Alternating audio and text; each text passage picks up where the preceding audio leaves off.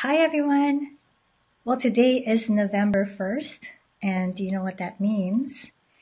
We only have about 8 weeks left in the year, and after that, it's going to be a new year. It's going to be 2018. Can you believe it? So, do you have your planner for next year already, or are you still thinking about it? Are you wondering about what's out there and what you're going to use next year? So if so, then I hope you'll join me for the next few minutes so we can talk about our paper planners for the new year. Now, before I show you what I have used and what I currently use, I want to find out, what are you yourself using? What have you been using to get yourself organized this year? Post a comment below this video to let me know. Also, I have to warn you, I am a traditional kind of person. I am a paper and pen kind of girl, and that's what I've been using to organize myself in the last, so many years. So if you've been using digital tools only, not paper and pen, then this is probably not for you, but stick around. You might learn something new and discover something new. Okay, so remember, type in the comments and let me know what you've been using as your paper planner. I'm not sure if I can see the comments right now, but if not, then I will definitely respond later on. So let me show you what I have been using. So Agnes is also a paper and pen kind of person, and she's been using a regular day timer. All right, so let me switch my camera and show you the paper planners that I have been using. Now, for the longest time, I have been using this Moleskin notebook, an organizer, and I have, I think, 6 or 7 of these notebooks. And I really, really loved these notebooks because I can see my entire week at a glance, and there are these entire sheets of paper, pages that are blank, that I can use to take meeting notes and, other stuff that I want to take note of. So, and sometimes it's full and sometimes it's empty. So I really, really enjoyed this, and I used it for 7 years, I believe. And it's even got a pocket for my receipts and whatnot. But eventually, after, I started working a full-time job, and then I also have a side biz as a copywriter. Eventually this space was not big enough anymore for me. And I use this also, by the way, to organize my personal life. So I would have this column be for my side biz, and this is for my full-time job and personal stuff. So eventually it just wasn't enough space. So I started shopping around for a different kind of a planner. And get that out of the way. In 2016, I tried to use the Uncalendar. Have you heard of the Uncalendar? This is what it looks like inside. So again, it also has that entire week on one page, and then all these, it's got a lot of space. It's a little bit bigger than the Moleskin. But, it was too structured for me. I don't like being too structured. But what I did like about this was the spiral binding. I can fold it like this. I did not like that the entry for each day was very narrow. I found it hard to write stuff in there, but I liked how it had different sections. So I would put stuff like my appointments on top, work-related to-dos in the middle, and my personal to-dos at the bottom. But in the end, and it's all this, it's so color coded and all that, and this is an entire system. I just never really got into it. There's instructions for how to use these boxes. I just did my own thing, which of course you can do, right? But yeah, in the end, I was really looking for something else. So when I was doing my research, oh gosh, I got a lot of stuff inserted in here. I found some videos and blog posts about bullet journaling. Now, again, bullet journaling is awesome, but I found it to be too structured again. So I just, adapted what suits my style with bullet journaling. But from these bullet journalers, I discovered the disc-bound system, and that's what I've been using since January of 2017. So this is my disc-bound binder, a disc-bound notebook. Disc-bound is what Martha Stewart calls it. Staples calls it the arc. Levenger, I don't know if I'm pronouncing it correctly, calls it circa. And the Happy Planner also uses the same kind of a technology.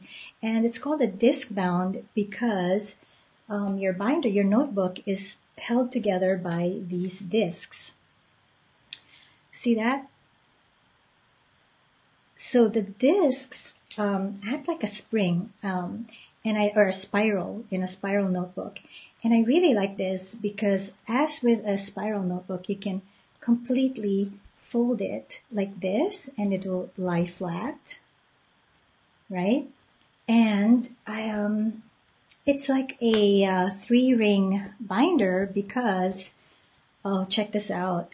You can remove pages easily like that and put them back or move them to a different part of your binder. So I love that. But what I love the most is how customizable it is because you can pretty much put any sheet in it. So my binder came with sheets of paper, but I don't use them. I use a combination of things that I've printed out. Like I started out by actually making my own monthly calendars, but I've stopped that nonsense now and I found these free printable monthly calendars that I print on my printer and then I just punch them for my disc-bound binder. And, oh, my voice is going. Hang on while I sip some tea. So inside, I also, I don't want a pre-designed daily calendar because some days I have not a lot of to-dos and some days I have a lot. So I like to be flexible enough to just create as much space as I want. So the way I do it is I have my to-dos on the right side of the spread, and on the left side is where I take my notes. And so the thing with this system is if you don't use the pre-printed pages is you can really do your own thing. Like I try to be a little bit artistic sometimes. I am not as artistic as a lot of bullet journalists out there. But yeah, that's what I have been using. So, what are your thoughts on that, guys? Okay. So next I want to talk about, well, what do you need, if you want to start using the disc-bound system? Of course, you need a disc-bound notebook, which is what I just showed you. And then another really important tool that you just need to make the investment. It's a little bit expensive. This notebook, this is what I like about this. It's leather, but it also comes in poly. There's all sorts of different kinds. There's some with designs on top of it. Levenger, I don't know if I'm saying it correctly, Jennifer. Levenger also makes a lot of nice disc-bound or circa notebooks. It's quite expensive, and especially here in Canada, I can't even find it. So this I bought from Staples because it is available in Canada. Strangely, I found it on the staples.ca website, but when I went into a retail store, they didn't have it in the store, so I had to order it online. Now, when you have your notebook, you are also going to want to invest in the discbound paper puncher. So this, whether you're using the Martha Stewart notebook, levenger, or the Happy Binder, this paper punch is going to work for all of those as long as they use the discbound, what do you call it, the technology style. Okay, so this one can punch up to 8 sheets at a time. There's a smaller punch that can do up to 6 sheets, and there's like a monster puncher that can do up to 15 sheets. If you want to explore that, I have a URL here where it says alexisrodrigo.com dismount /dismount. So if you go to that page, I have a list and photos of all your options. So of course, it depends on what your budget is and so on. And this one, I can't remember how much I paid for it. It's always more expensive in Canada, but I've been using it for almost a year and I'm very happy with it. Of course, you only really need this if you will be adding all sorts of things to your notebook, your discbound notebook. If you're going to use the pages that came with your notebook, then you can probably survive without this paper puncher. Unfortunately, I bought the wrong kind of sheets, the wrong size of sheets for my notebook, and so I'm having to crop the sheets and then punch them first before I can use them.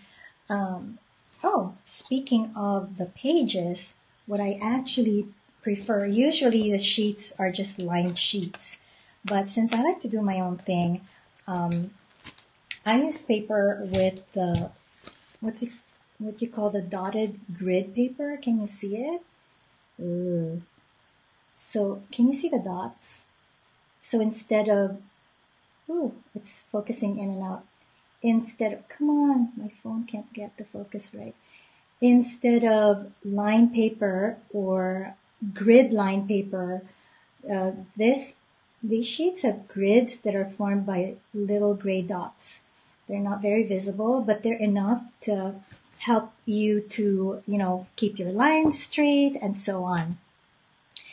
So, of course, you're gonna need something to write with. And you can use anything you want. I like this pen that has 4 different colors all in one pen. It's kind of fat, but I've gotten used to it. And of course, it's not enough to have just 4 colors, right? I actually also have this version. It also has 4 colors, but they're pastel. So I've got pink, purple, blue, and pastel green, which are so pretty. And, you can never have too many pens. I also have the Staedtler fine liner. And why do I do that? Because I like to doodle on my binder. Okay, am I showing it to you? These are my notes for planning Christmas Eve, our Christmas Eve dinner. And actually, during meetings, doodling actually helps me to concentrate. So those are just like some of the doodles that I do on my binder and my planner. And then I also have these zebra mild liners. For the longest time, I was calling them mid liners. It's actually mild liner. Over there. These are like highlighters. They're pastel, although they come in different colors. I don't know. I just like having all these different doodads. Totally unnecessary, of course. Yeah. In fact, my daughter has 20 of these. I only have 5. Okay. So, again, let me show you what I have. So I showed you the monthly calendar and my daily to-dos. So whatever you can print, on a sheet of paper, you can pretty much punch it and put it in your disc binder. I also have I saw that Martha Stewart sells these beautiful bookmarkers for discbound notebooks, and they're so expensive.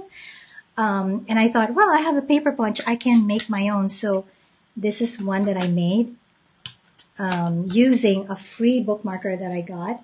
And thankfully, I used a free one first, because the first one I did it, I actually punched on the wrong part of the bookmarker.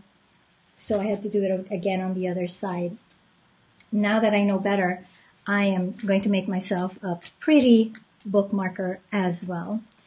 And what else? Like, here's another thing. You can find so many printables for free or for sale online now. This is my blood pressure monitoring sheet that is also in my planner. I also have like project memos for my day job that I printed out and put at the end of my binder, so that I always have that information right on my fingertips, instead of having to keep looking for the email, or printing it out and putting it away somewhere. So yeah, that's my paper planner, and I love it. I consider it the perfect paper planner for me, of course. The only thing missing, is a keyword search. So if you know a way where everything that I write in my planner will automatically be digitized and saved in a cloud server somewhere, so I can do keyword search, let me know what that technology is. So there, yeah. If you want to take a look more closely at some of the things that I showed you, and also some of the alternatives that are out there, go to my blog, alexisrodrigo.com/discbound. And I have put together a page with everything, almost everything I found that will help you get started with using the discbound system as your paper planner. So, do you have any questions for me? I believe I can see the comments. So if you have questions, just put them in the comments below.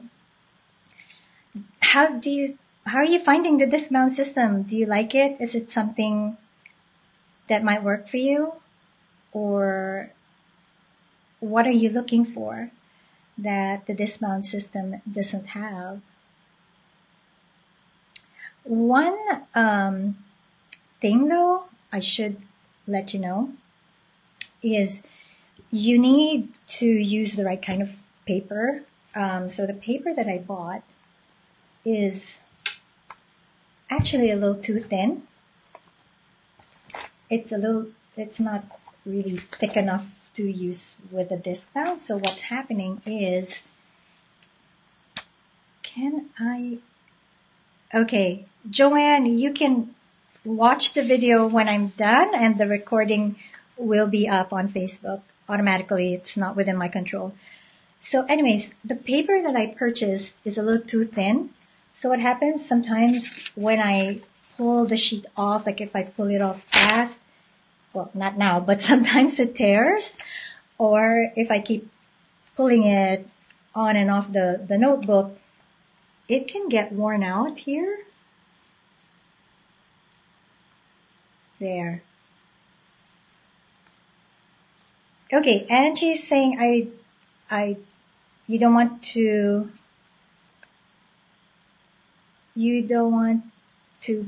pay that much. Actually, the planner itself isn't that expensive. The most expensive thing for me was the paper puncher.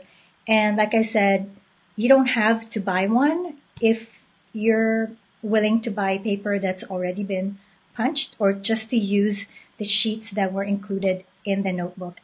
And also this notebook, you're not going to need to buy one every year. I've been using this since January, so almost 11 months, and it's in excellent, excellent condition. Oh, I forgot to mention, okay, Angie take a look at the Martha Stewart notebooks, or this is the Staples one. They're cheaper than levenger.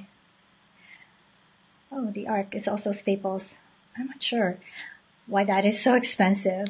So as you can see, the discs, I forgot to mention, you can also replace the discs, because this particular size of a disc, I think, can hold up to 60 sheets of paper. So if you want your binder to be thicker, see, my binder is really just a front and a back. So if I wanted to hold, let's say, 100 sheets, I can just buy bigger discs. So you can buy just the discs. So I can keep everything and just replace the discs.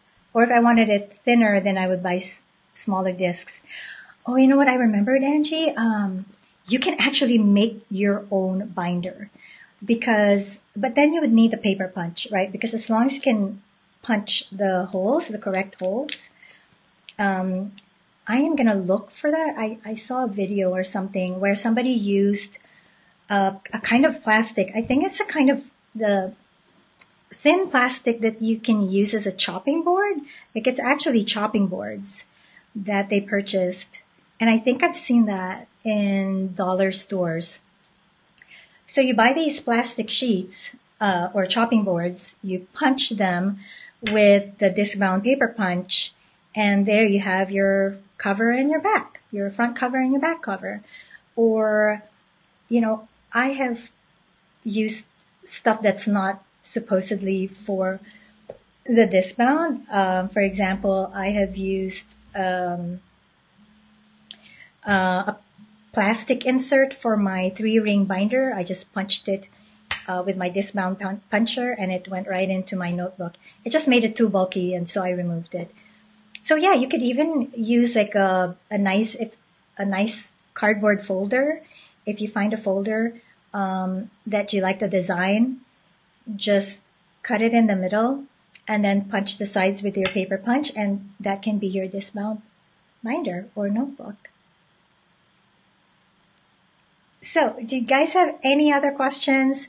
I don't want to keep you, so I'm going to log off. I also have to go back to work. So if you do have questions, type them in the comments. I will make sure to respond. Thank you so much for sticking with me these past few minutes. Enjoy the rest of your Wednesday. Happy November 1st, and I'll see you around next time. Bye.